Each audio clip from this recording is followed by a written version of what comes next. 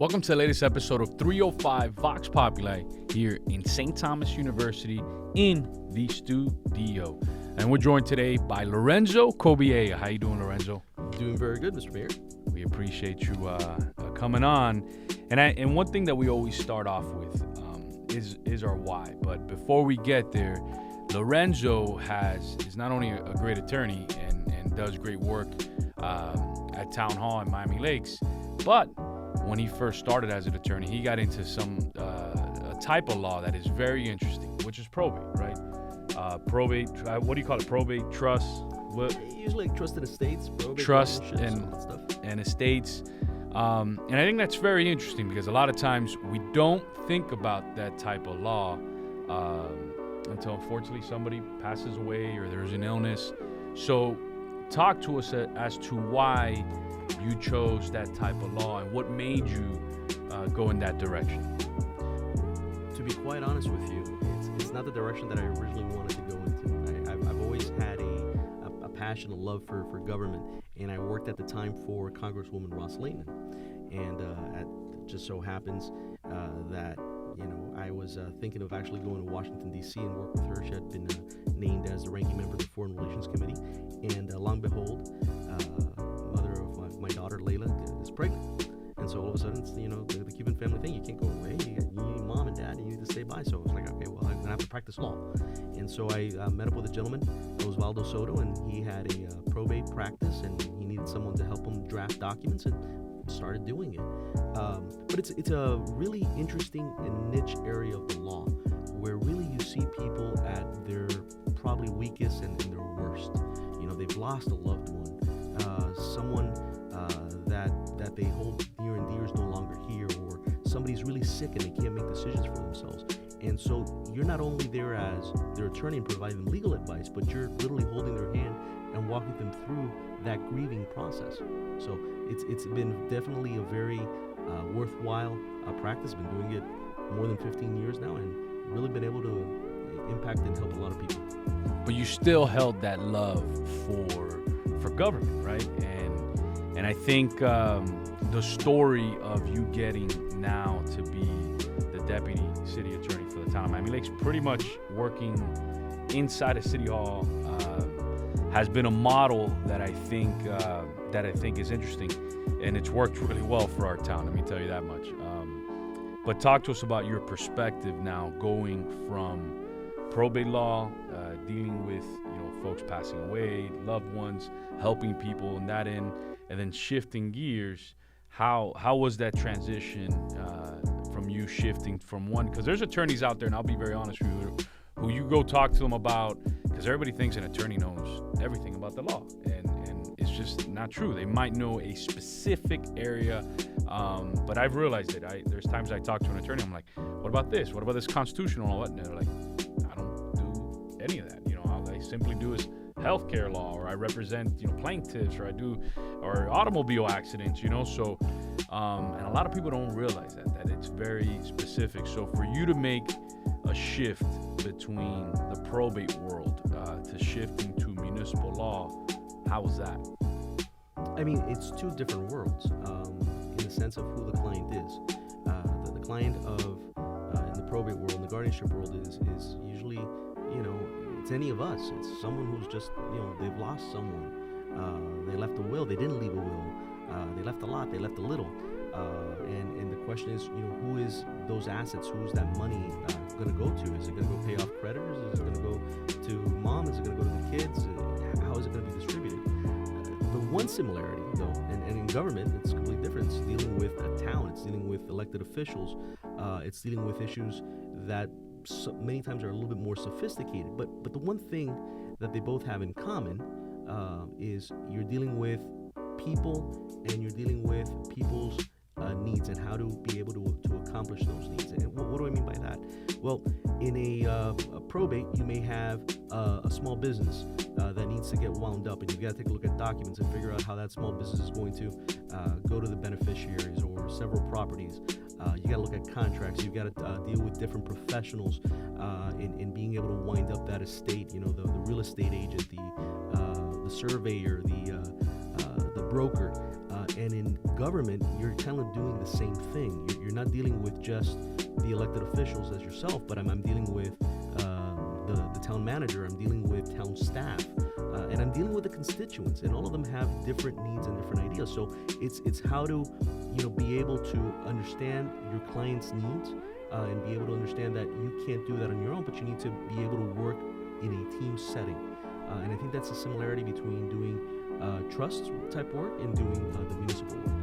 And I think our model in Miami Lakes is probably the best model for cities our size, right? 35,000 residents, and in terms of having a contracted service for legal work, but also having a hybrid where you're at City Hall every day. And I remember when I first got elected, where everybody was constantly pointing fingers at each other, right? In terms of, oh my God, this is not getting done, but it's the attorney's fault.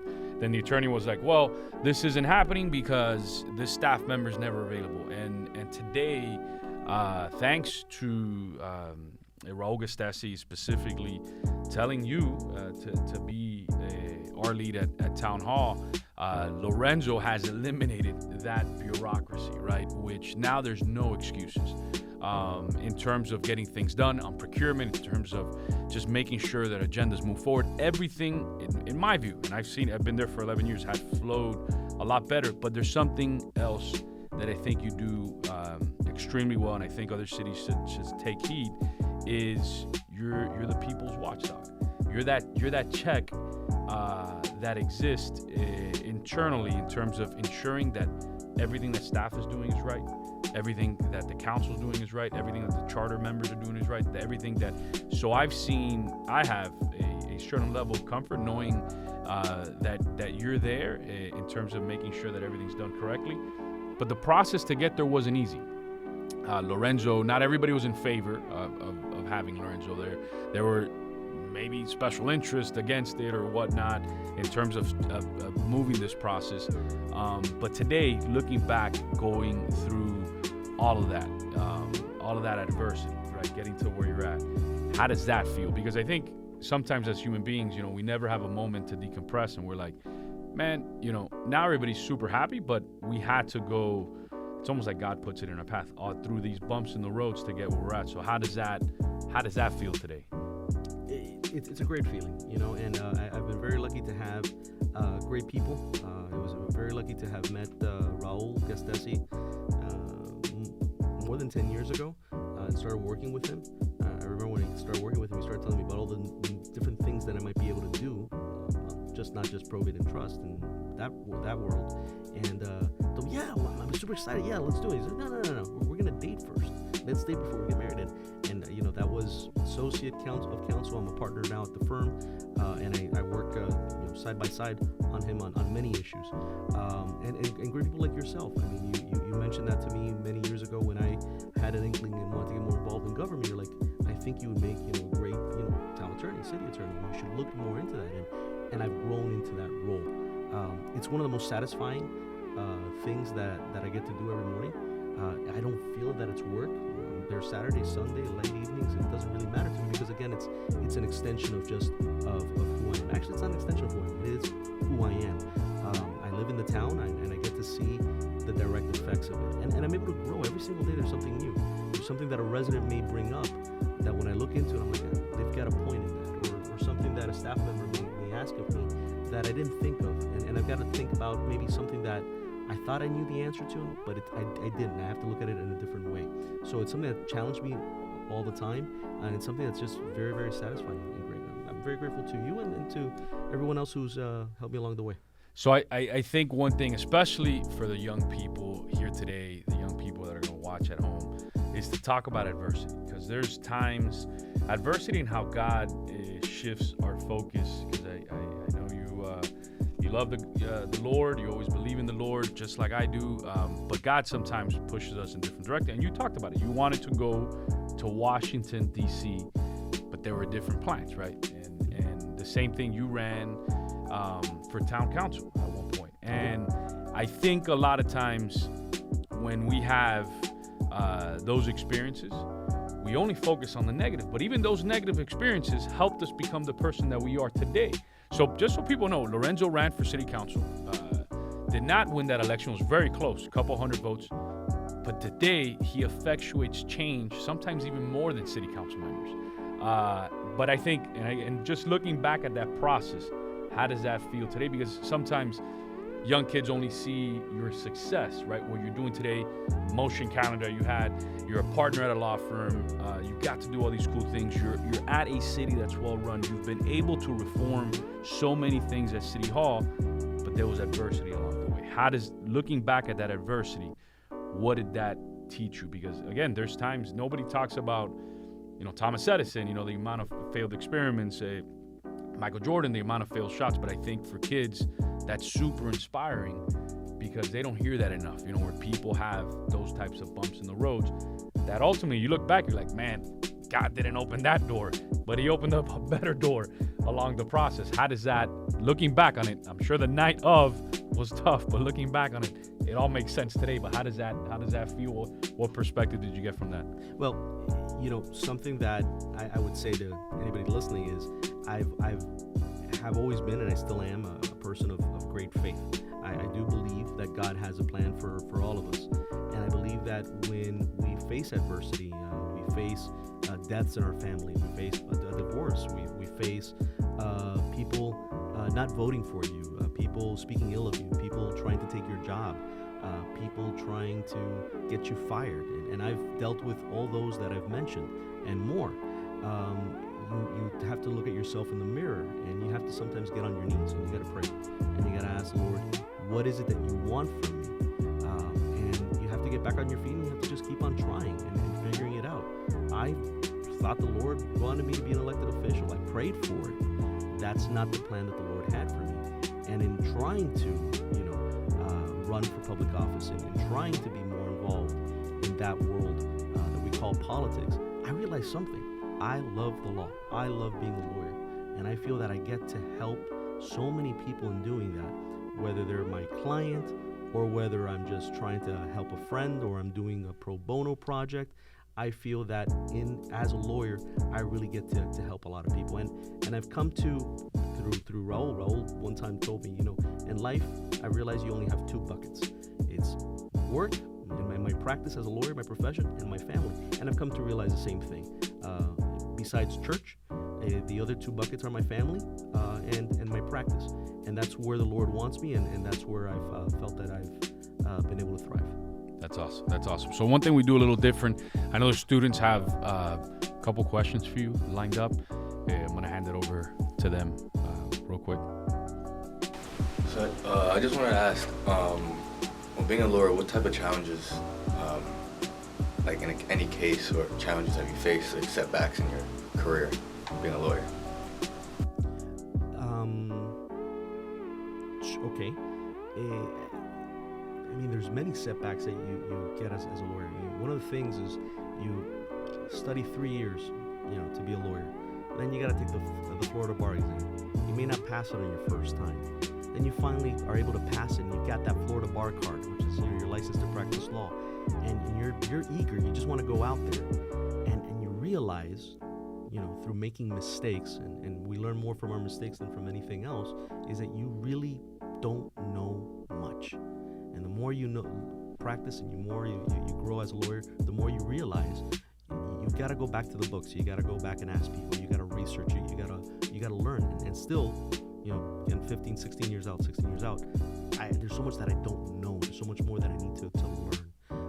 And again, you deal with that adversity in dealing with your clients and people that are not going to be happy with you, in opposing counsel, people who are going to challenge at you, people who are going to put you down. You learn that by, losing a job.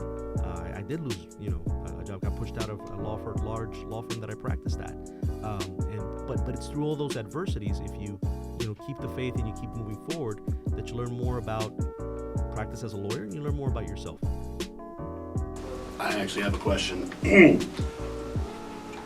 I think the common person, citizen, wants to have investments, wants to own property, wants to have all these things done with their money, but they don't think about the you part, the part where if I don't have something in writing and something that is notarized, what to do in the event of So my question is a very generic one, yet out of ignorance. What is the standard process for you when you get a case of someone with property, with investments, with business, but no real process of how to go about it if they have a mishap?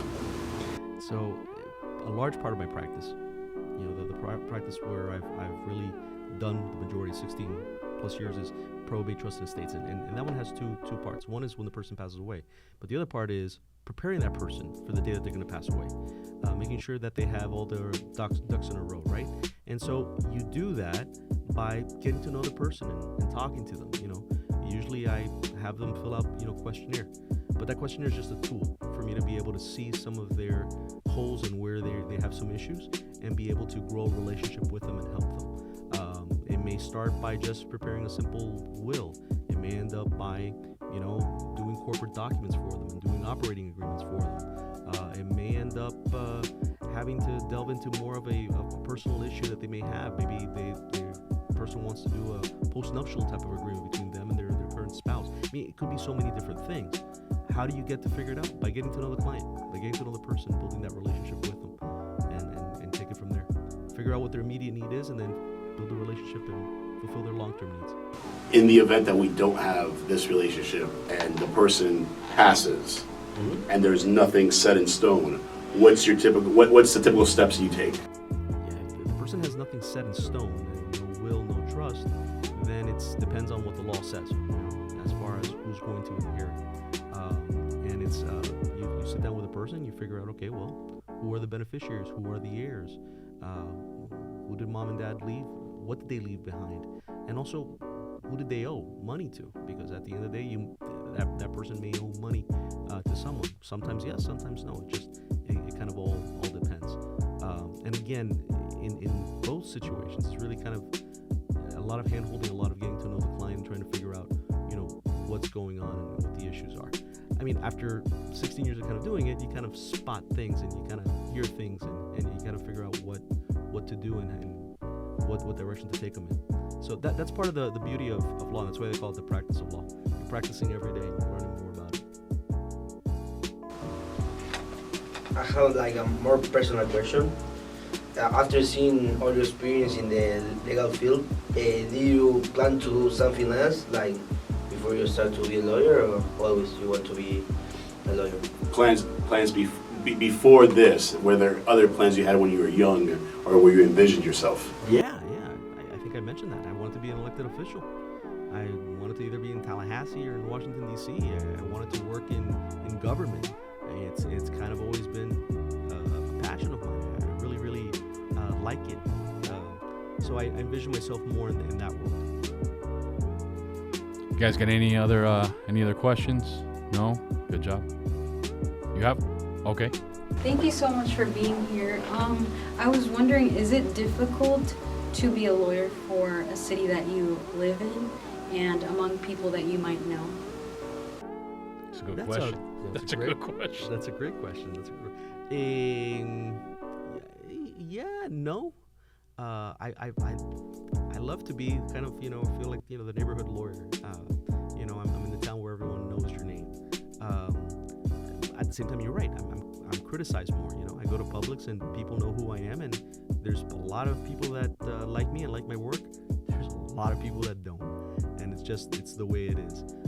But it's a sense of pride when I get to wake up in the morning and I look at certain things and know that my work helped get it there. And it's also a sense of pride when I wake up in the morning and I see things that need to be changed, but I have a good relationship enough with the mayor and with his colleagues that I'm able to pick up the phone and talk to them, tell them, guys, I think we need to focus on this. I think this would be a good new business item. Or I talk to the manager, I think this needs to get fixed. And I'm able to be that, maybe catalyst for change. Good questions, guys. Anything else? You guys are good? So we turn it over to you. Any questions you got of me? It's a little thing that we do on the show. So anything you want to throw this way? Now this is kind of like a little bit session. Mr. Mayor, I met you when you were starting out in public service as a legislative assistant to State Representative Arce and then Gonzalez. And I know you were, and you still are, very passionate person towards your community and towards elected service, public service. Where did you think you would be back then, now, and are you happy where you are now? Man, I'll share. So cool, interesting story. So when I first got interviewed by to become an aide to Representative Arza back then, they asked me, where do you see yourself 10 years from now? And I remember, and I was always like, look, man, we live once. We got to swing as big as we can. We got to try. You got to set those goals to a point where it's audacious. That people are like, man, like this guy, who does this guy think he is?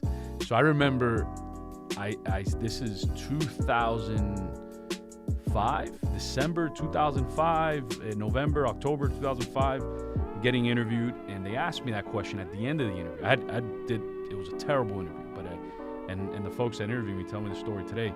But the last question they asked was, where do you see yourself? And I was like, in 10 years from now, I'm going to be the mayor of Hialeah.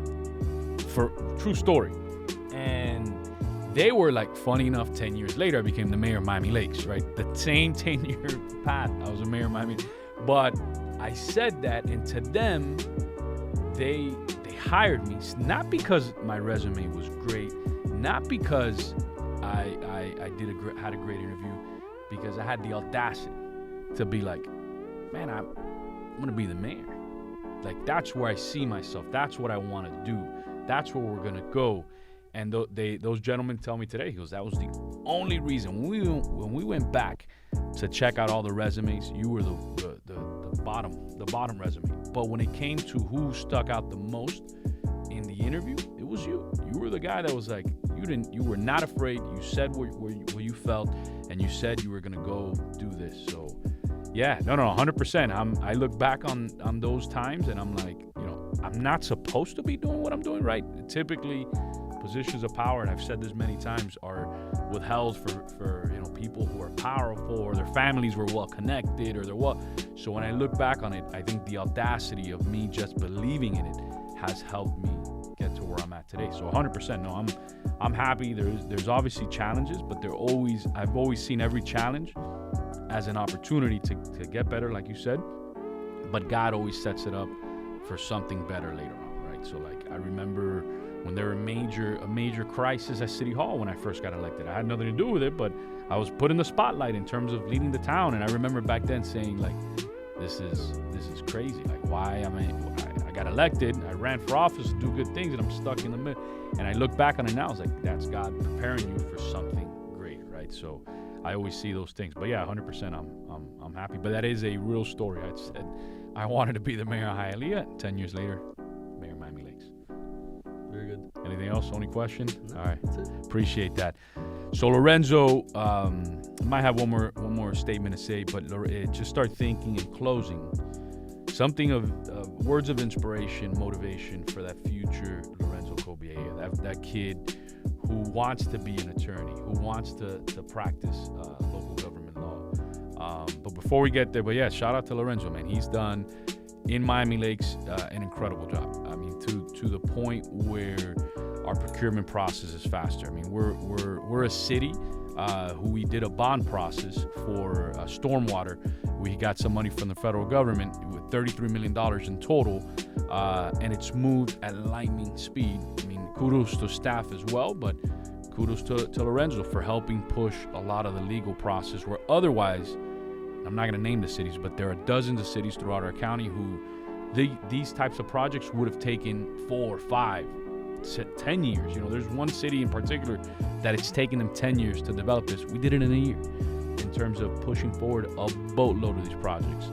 But more than anything, being the people's watchdog, I think that has been, for our residents, very fulfilling. Knowing that you're a check sometimes where what happens in public service is that there's a lot of well-meaning people that get elected and they're kind of lost in the sauce and they're dependent on bureaucracy, so there really isn't real checks and balances. But Lorenzo has brought in a check in terms of ensuring that everything is done the right way, following the law, and being as fast as possible. So kudos to you for setting the bar high for that future 20 years from now, for that future attorney that can look back and say, man, you know what, Raul, Lorenzo, the entire team did the right thing. And again, there's no issues in terms of Miami Lakes. You never see us in the news because we do things, hence, the right way. But in closing, Lorenzo, words of inspiration, motivation to that future Lorenzo Cobiella that you wish maybe that would have been told to you, or you could look back and tell yourself. You know, before I started practicing law, I did face, and I said this, we all face adversity, and I faced starting out I was going to be an undergrad at FIU, my parents divorcing and tough economic times. So I said to myself, you know, I wanted in my head what I really wanted to do, and I got accepted was to go to Florida State University. So I'm going to say just a quick story. And I wanted to go and work in Capitol Hill and study undergrad political science and then eventually go to law school. That was my goal. That's what I wanted to do throughout high school. That's what I wanted to do when I graduated. But because of the adversity, kind of not being able to, you know, having to help my family out and support them at that point in time, I figured I'm not going to go to law school. Law school's super expensive. I can't go to Florida State. I'm going to go to FIU. And so I figured out something that I could do to make money. And I got a part-time job at a bank, worked as a teller, worked as a financial analyst in service, got my Series 6 license, did all that. And I, you know, even though I was a person of faith, I had very little faith in myself. And so I studied something that I just didn't like. I studied numbers. And I'm not a good numbers person. And as I, you know, kind of continued working in the bank, you know, I enjoyed working with people and helping people out, but I didn't feel that I was fulfilled as a person, fulfilled as a professional. And so I decided to take that leap when I was about 25 years old, 2 years out of college, to go to law school, to just, you know, forget work, forget my job, you know, and I left back then a pretty lucrative job at Wells Fargo Bank, Wachovia Bank, and just go full-time into law school. I took that leap of faith. Sometimes I wish I would have taken that leap of faith a little bit sooner, but I'm happy I eventually did. And so I guess what I would say to anyone that is questioning who they are and their future is to look to the heavens, look to God, but also look at themselves in the mirror and not be afraid. If they have a passion for something, follow that passion, follow that goal. And be true to yourself. You can pretend that you can, you know, lie to a lot of people, but you can't lie to yourself. We all are who we are, and we all have a purpose, and that's what God put us on this earth for. So that would be the challenge I would have to anybody that's listening to this show. Is if you have a goal in mind and you have a dream in mind, follow that dream. And there you have it. Great story behind the great municipal attorney Lorenzo Cobiella. Tune in next Wednesday on YouTube, Instagram, Facebook, and Twitter. Well, that may be X, right?